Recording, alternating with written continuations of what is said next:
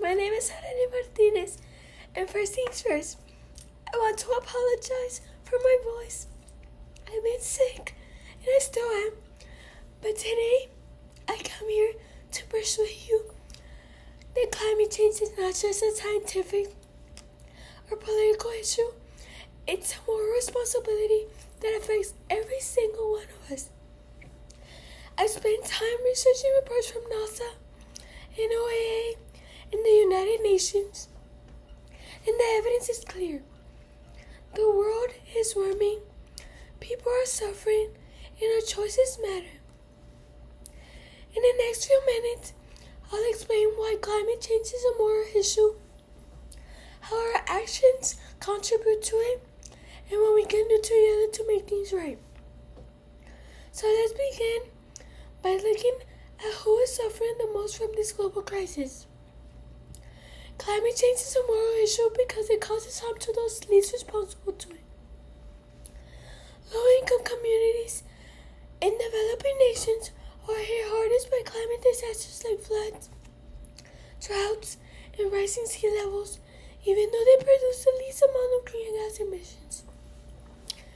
According to the United Nations, over 110 million people were displaced by climate-related disasters in 2023 alone. Think about that. Families losing their homes, their food supply, their safety, not because what they did, but because of what we continue to do. Allowing others to suffer for our convenience violates basic principles of fairness and injustice.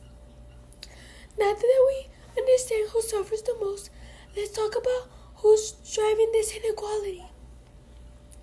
Human activity is the leading cause of climate change, and continuing to live as if that's not true is morally irresponsible.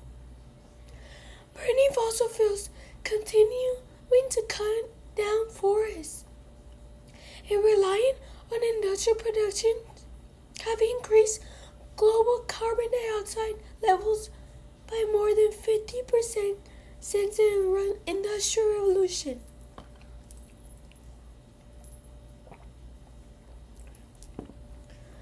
NASA data shows that this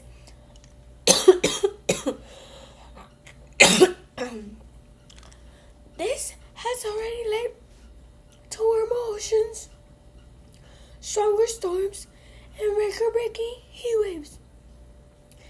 Here's a chart that clearly illustrates where most of these emissions come from. As you can see, Asia, including China and India, produce the largest amount of carbon dioxide, around 18 million metric tons per year. North America and Europe follow behind, while Latin America and Africa produce significantly less. This image makes one thing clear. The regions producing the most carbon are not the ones suffering the most from its effects. And that imbalance is what makes climate change not just a scientific issue, but a deeply moral one.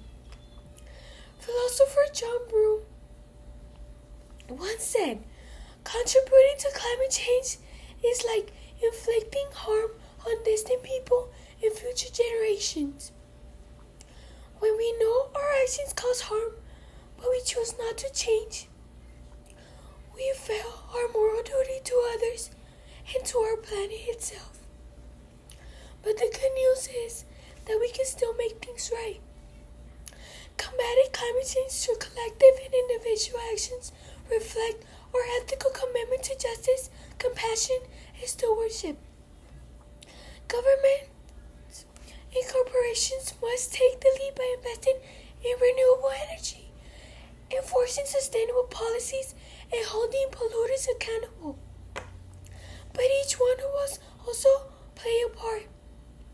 Simple actions like reducing waste, eating less meat, conserving energy, using public transportation truly make a difference. According to NOAA, is every household reducing its energy waste by just 10%, the U.S. could cut emissions by nearly 300 million tons each year. Every small act of care adds up. Every decision to recycle, to vote for sustainable policies, to reduce consumption is a moral choice that says, I care about the future. We are at a turning point in history. Climate change is not a distant threat.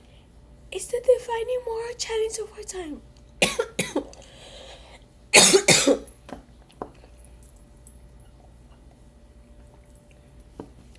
We know who it harms, we know what causes it, and we know how to fix it. The question is, will we act? I want you to picture your grandchildren, or maybe your younger siblings, standing in a world we helped shape. Will they thank us for protecting their home, or ask us why we stayed silent while it was burning?